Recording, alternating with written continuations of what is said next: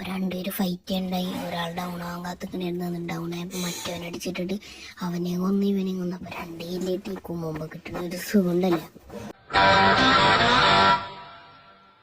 ഇവിടെ നോക്കിയപ്പോൾ പുല്ലിൻ്റെ ഇടയിൽ ഒച്ചയുണ്ടാളൊക്കെ കേൾക്കണുണ്ടായി. അപ്പോൾ അത് ആരാ നോക്കാൻ ഇനിമേണ്ടെന്ന് മനസ്സിലായിട്ട് അടിക്കാൻ വേണ്ടി പോണേണ്. അപ്പോൾ അവിടെ നോക്കുമ്പോൾ ഈ സുഹൃത്തിന് ഇങ്ങെടുക്കും തന്നെ അങ്ങനെ അവിടെ അടിച്ചിട്ട് ടീം വൈപ്പ് ഔട്ട്. അപ്പോൾ മറ്റേ ടീമിനെ റിവൈവ് ചെയ്യാൻ വേണ്ടി പോണായിരുന്നു. എന്നിട്ട് ഇവിടെ നിന്ന് ലൂട്ടൊക്കെ അടിച്ചുകൊണ്ടിരിക്കുമ്പോൾ അവിടെ നിന്ന് ഒരുത്തനും ഓടി തന്നെ ഒച്ചയായിട്ട് അതിന് ശേഷം നമ്മൾ അടിക്കാൻ നോക്കി. അവനെ അടിച്ചിട്ട് വൈപ്പ് ഔട്ട് അടിച്ച് കുറച്ച് കഴിഞ്ഞാൽ അങ്ങോട്ട് നീങ്ങിയപ്പോൾ പൈസ കിടന്ന് കരയാനുണ്ടായി. എന്താ നോക്കിയപ്പോൾ അവൻ ചത്തെന്ന് പറഞ്ഞിട്ട് അങ്ങനെ അവനെ അടിച്ചിട്ട് ഡൗണാക്കി. അവനക്ക് ഇത്തിരി HP കൊടുത്തിട്ടായിരുന്നു പൈസ വന്ന് നോക്കിയപ്പോൾ അവൻ്റെ ടീമേറ്റ് തന്നെ അടിക്കാൻ പോയി.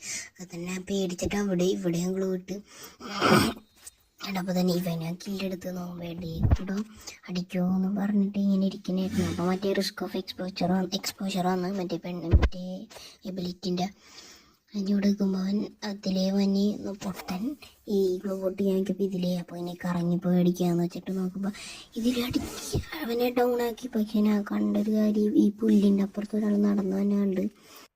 അപ്പോഴാണ് കൈ ബാക്ക് ചെയ്തൊരു ഒറ്റടി വന്നു. അപ്പോൾ തന്നെ ഞാൻ പേടിച്ചിട്ട് അങ്ങനെ കയറി അടിക്കാനായിരുന്നു. പക്ഷെ എനിക്കൊരു 30-50 HP ആയപ്പോൾ തന്നെ അവൻ ഓടി ഗ്ലൂ ഇട്ട് തടഞ്ഞ്.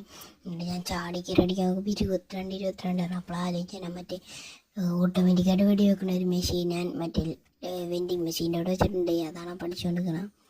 നോക്കുമ്പോൾ അവൻ ഈ ഏറ്റത്തുണ്ടെങ്കിൽ അടിക്കാൻ വെച്ചപ്പോൾ നോക്കുമ്പോൾ എന്നെ അടിക്കാൻ നോക്കിയാൽ പിന്നെ അവിടെ നിന്ന് ആരും എന്നെ അടിക്കാൻ നോക്കണ്ടായി. പിന്നെ അങ്ങോട്ട് നോക്കിയപ്പോഴാണ് ഫുട്ബോളായിട്ടൊരു തമ്മന് അവിടെ ഞങ്ങൾ പോയിട്ട് നോക്കുമ്പോൾ ഇവ കറങ്ങി അടിക്കാൻ തന്നെ. അപ്പോൾ തന്നെ അടിക്കാൻ പോയി. പക്ഷേ എന്ത് ചെയ്യാൻ പറ്റും.